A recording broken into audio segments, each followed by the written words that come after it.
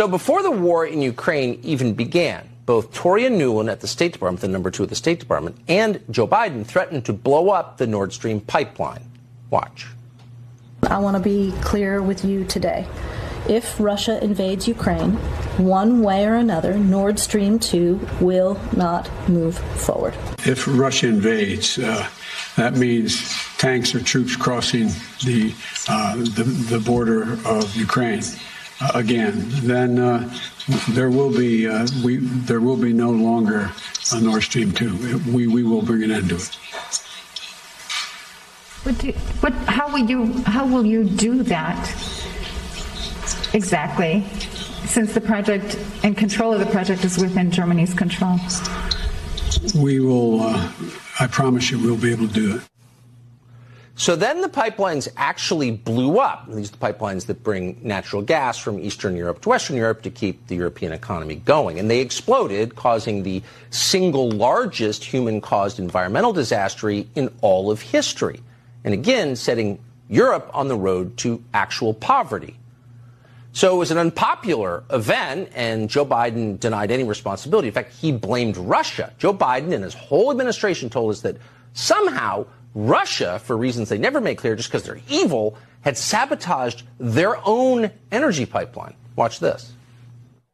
It was a deliberate act of sabotage, and now the Russians are pumping out disinformation and lies.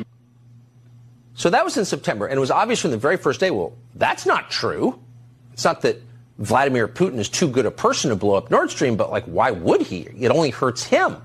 And by the way, it really hurts Western Europe. But a lot of media outlets repeated that lie dutifully. That's what they do, and attacked us as Putin stooges for having questions about it. Well, we know a lot more now. There have been a number of official investigations of what happened, and not one has found any evidence of Russian involvement. And now we have the actual answer to what happened. Oh, the Biden administration did it. For real. Investigative reporter Seymour Hersh, who's been around for more than 50 years, just wrote a piece on Substack that includes this, quote, last June, the Navy divers, U.S. Navy divers, operating under the cover of a widely publicized midsummer NATO exercise known as Baltops 22, planted remotely triggered explosives that 3 months later destroyed 3 of the 4 Nord Stream pipelines, according to a source with direct knowledge of the operational planning. Now, this piece continues. It's probably the most comprehensive news story you will read this year. Seymour Hersh on Substack, you should read it. And it recounts in detail meetings with the National Security Advisor at the White House, where this was planned, exactly what explosives were used, how they were triggered, by what aircraft, on what day. So many details in here that it is not possible that it's not true. It is true.